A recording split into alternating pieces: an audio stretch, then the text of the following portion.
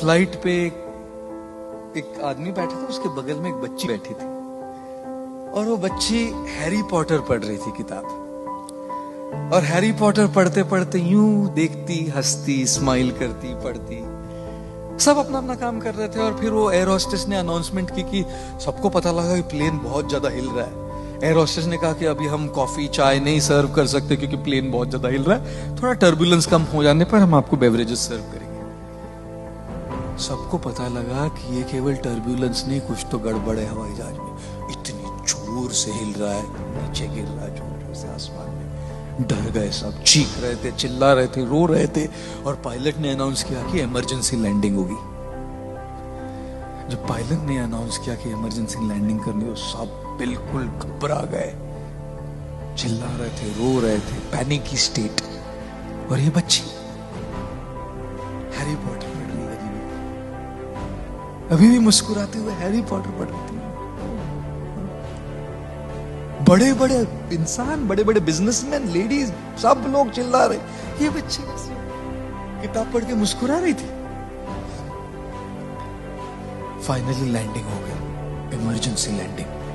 किसी को कुछ नहीं हुआ, छोटी छोटी खरोंचे थोड़ी, कुछ नहीं हुआ गड़बड़। सब लोग सेलिब्रेट कर रहे, चिल्ला रहे, हिप हिप पूरा, बच गए हम, सेलिब्रेशन।